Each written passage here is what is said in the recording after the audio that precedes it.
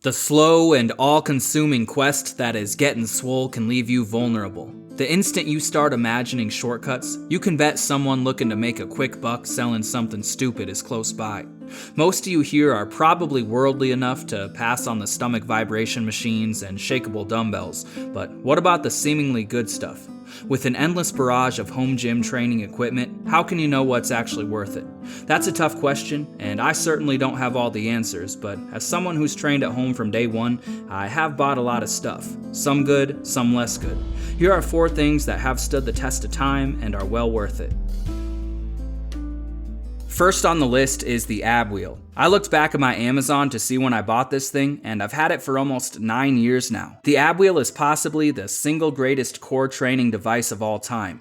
It's brutally difficult and crazy effective. Surprisingly, you never hear anyone talk about this, but the best thing about the ab wheel isn't just that it builds the abs, but that it builds them in a very specific way.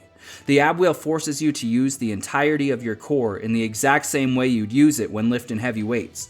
Proper breathing and bracing and use of the Valsalva maneuver is a must if you want to maximize the effectiveness of the exercise.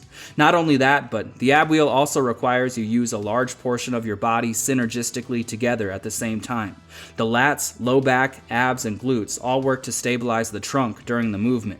This is very similar to optimal mechanics when doing a barbell deadlift, for example, which makes this a great accessory for that. When I'm doing the movement, I found it's best to move from the top down.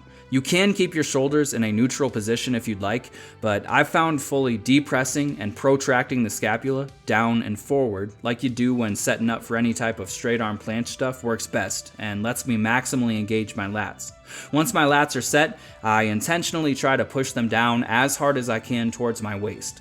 Next, I move on to the abs. Between every rep, I'll take a deep breath and brace like I would before lifting something heavy, and I try to imagine I'm pulling my abs down towards my waist as well, like with the lats. Finally, I'll squeeze my glutes as hard as I can and imagine I'm bracing upwards towards the abs. Combining these 3 things, lats and abs down and glutes up, makes for the strongest brace you've ever felt. I noticed direct carryover to my barbell lifting when I started doing the exercise this way. Packing the lats when deadlifting, like you often hear as a primary deadlift cue, became much easier as well. The ab wheel also works the abs in a very unique way. At the end position, when your arms are fully overhead, you feel a deep stretch in the abs unlike anything else. And at the top position, you get something close to the top part of a sit-up or crunch as the abs are fully contracted. Due to that intense stretch, it's recommended you spend a very long time building strength with the exercise on your knees before even attempting the standing version. Admittedly, I haven't actually tried working towards it much, but even after years with this thing, the standing version still feels insanely difficult. The ab wheel builds your lats like a pullover and every inch of your six-pack, most notably that hard-to-reach lower portion, and is well worth your time. The last thing I'll add about the ab wheel is that it doesn't need to be completely one-dimensional. You can do the movement at an angle out to the sides for some extra oblique work too, if you're after that 3-dimensional look. The next item on the list is a quality neck harness designed to be used with bands. I have the MMB Mike Machine Bruce Neck Flex model, and it is expensive, but it has been 100% worth it. I've used it 2 to 3 times a week for 5 years now, and it's good as new. I'm sure there are other options out there by now as well, I just haven't tried them myself. I trained my neck for 3 years with basic plate curls and plate-loaded neck harness extensions before I moved on to using bands, so I have some experience with both, and hands down, I find the bands to be the much more enjoyable option. I don't think there's actually much difference in terms of the size gains you can get from either, but the band version just feels much more natural. The strength curve really suits neck training, and doesn't leave my neck feeling stiff like plates sometimes would. The importance of neck training cannot be overstated. A stronger neck makes you much more resilient to injury, and a bigger neck transforms the way you look fast. A thick neck radiates power, and a small neck makes you look weak. I'll never forget the old Alex Leonidas videos where he shrunk the size of celebrity necks, and they all ended up looking really funny. It was like any bit of them that was intimidating before that just went away. It really shows how important neck training is. If you haven't been training your neck, you are missing out on some serious life improvements. Any training style will do. I prefer using bands, but plates or bodyweight bridging can work as well. Worthwhile item number 3 is a heavy band. If you train at home and only ever use a basic barbell or dumbbell setup, or if you do bodyweight training, a heavy band opens up a lot of doors. My basic setup for years was just a barbell, some plates, and a pair of squat stands. It got the job done very well, but I was pretty much always locked into doing big movements. Every exercise took a lot of effort. Even isolating my arms took a great deal of willpower. Not that that's a bad thing, the big heavy moves get you results, but sometimes after a heavy day of deadlifts and squats and overhead pressing and whatever else, the last thing I wanted to do was pick up the barbell again for my isolation work. Adding a heavy band to my setup meant I didn't have to do that, and I was much less likely to skip things. A heavy band acts as a portable cable station. Curls from different heights, tricep pushdowns, seated rows, as well as so many other options open up for you with a single band. Band good mornings have become one of my primary warm-up exercises, and I think they're the ultimate posterior chain active recovery movement. If you don't do any heavy lifting, the band good morning is a great way to get some extra volume for your low back too. Now that I have an actual plate-loaded cable setup I can attach to my power rack, I have realized band movements aren't perfect, and it will take a bit more effort and creativity to reach true failure with a band exercise, but they are still viable options. A band is versatile and adds another dimension to your setup, and for those reasons, I think it's a worthwhile investment.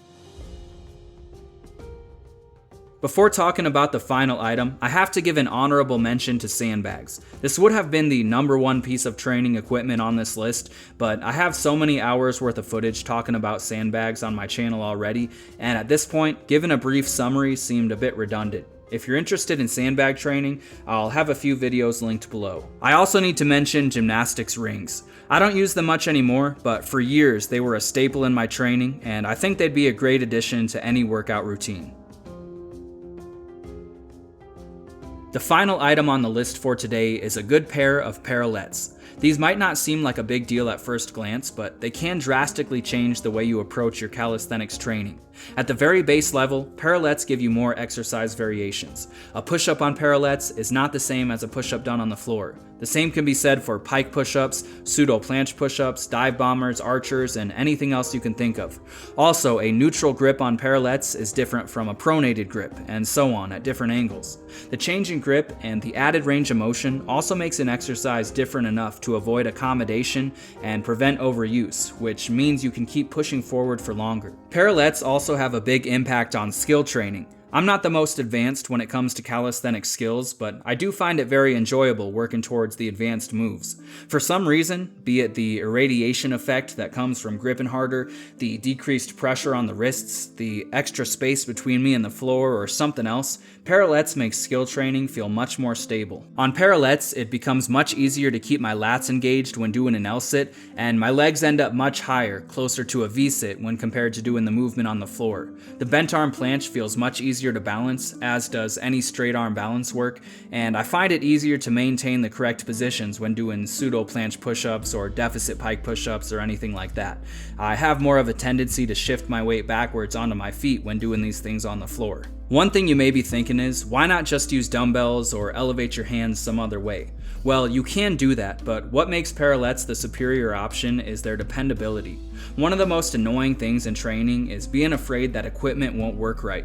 It's impossible to give everything you have to an exercise when you're worried something isn't going to happen as planned.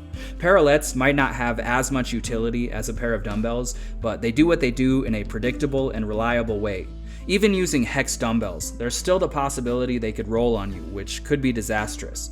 You could just stack up some workout mats or books or something for that added range of motion, but then you won't be getting the benefits that come with gripping something or the decreased strain on the wrists. If you plan on buying your own parallettes, I think the best option is something basic that's very low to the ground. You don't need anything fancy that slants at an angle or has adjustable heights or anything like that.